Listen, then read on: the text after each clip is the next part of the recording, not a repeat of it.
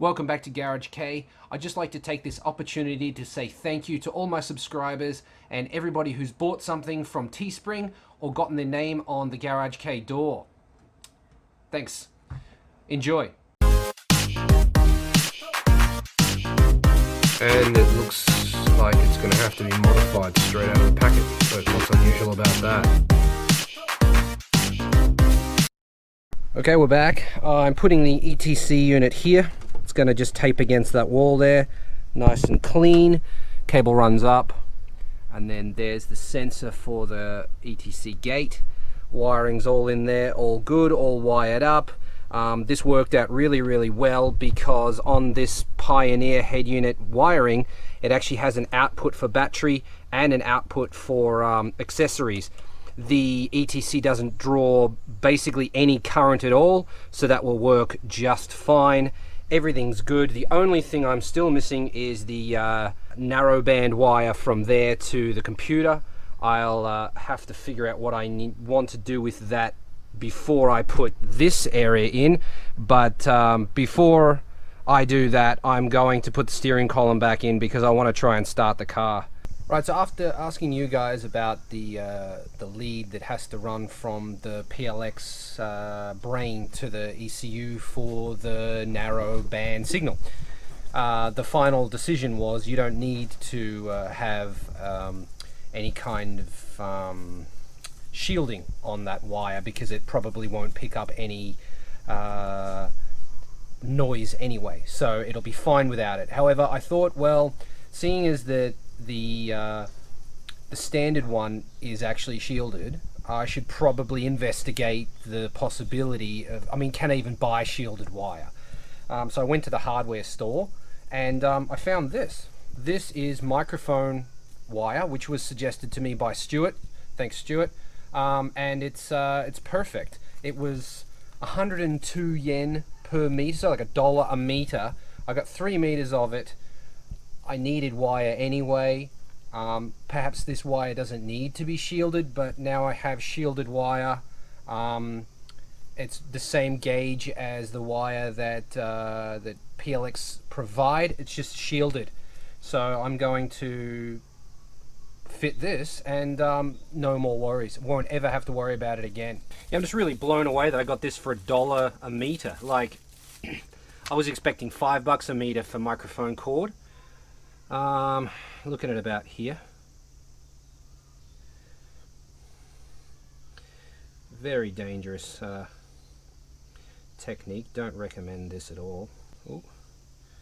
Now, can we get that off? Nice. Okay. So that's our shielding here. So just drop it real quick. Sort of need to unravel it a bit the best you can.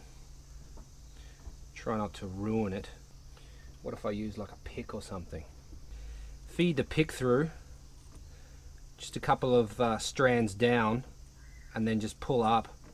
You don't want to go right through just one side of it. If you can see what I'm doing here, just go through just this, just pick up a couple of strands, not through the whole thing like that, just to the main wire, and then drag it up, and that will help you to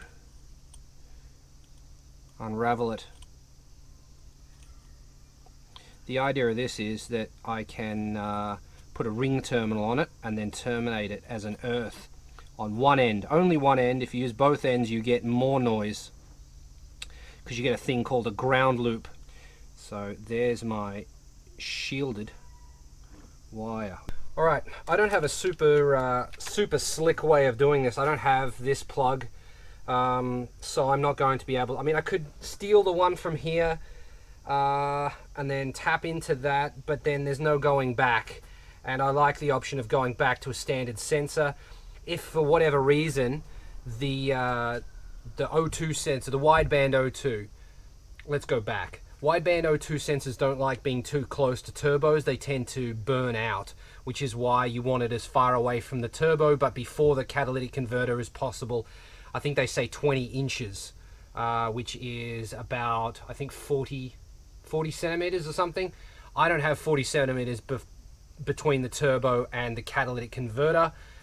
So the wideband O2 might not like being there, it might die.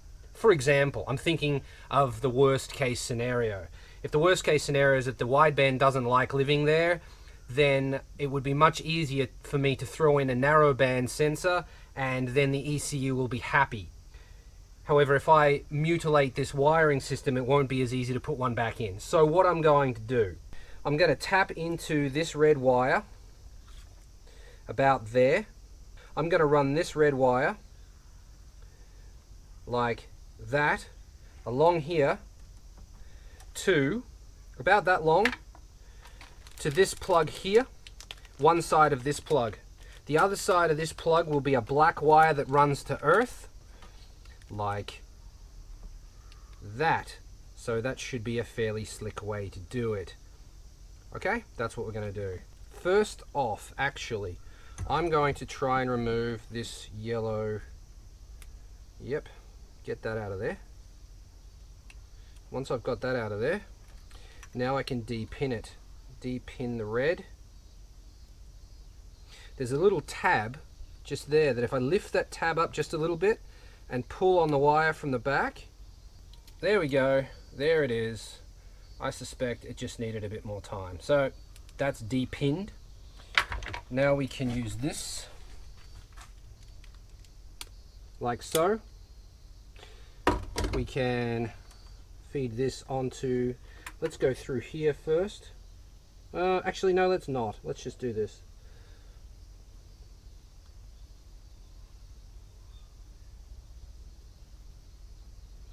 Okay, that's wrapped around like that. Now we are going to solder that on. Some people say that solder isn't as good as a crimp, but I don't know. It's up for debate. So I'm soldering because I like soldering. I got this. It's a 127 piece heat shrink wire wrap assortment. Just need to find the one that fits the best. One that fits over this purple shit. Can I get that over there? I can. So that will be the one that I use. Once my soldering iron is heated up, I can do that while I'm waiting. Let's just trim this a little bit. How long do we actually want? Let's just go a random amount because I have so much of it, it doesn't actually matter. Feed that through there. Now that I've, yep, probably doesn't want to go through this way. It would have gone through the other way probably.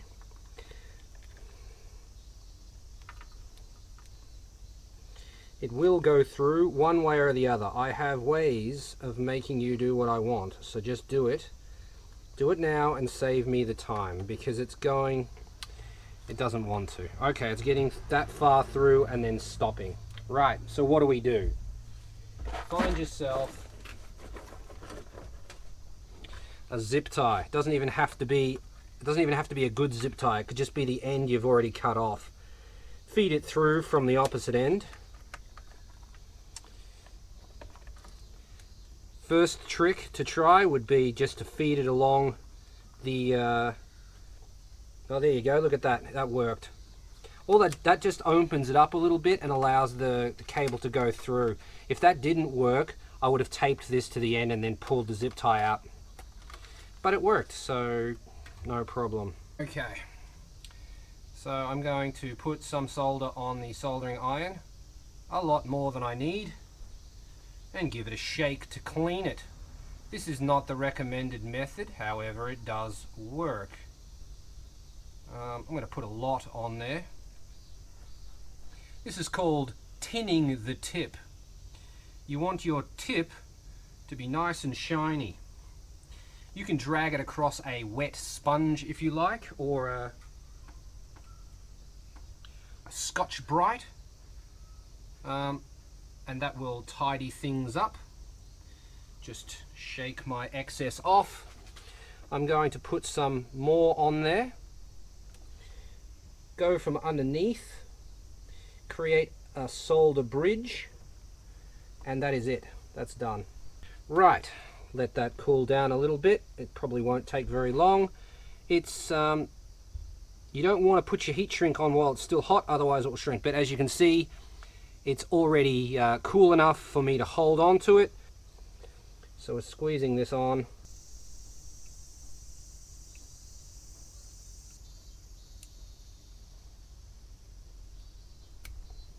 Okay, let's use my pick to just push that rubber back in there. The electrical tape. Let's go from up here, shall we?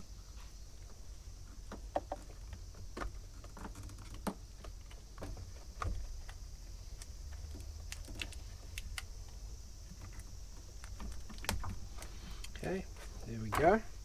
Right, so where are we now? That can actually plug back into the ECU,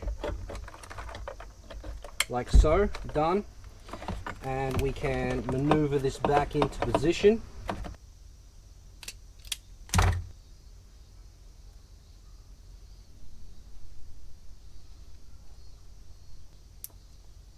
Okay.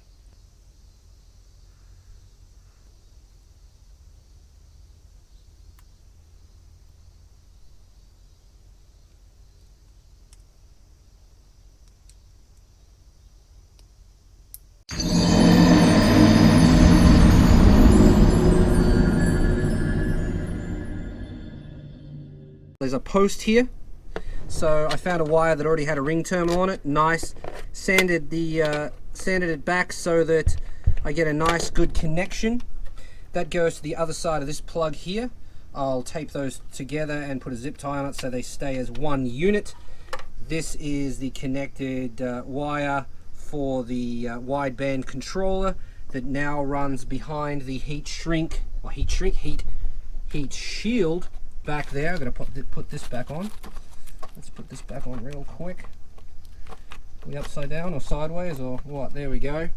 And she comes out here. We'll go under there, up, and then connect up to the PLX controller under there. Here's the nut that I have for here.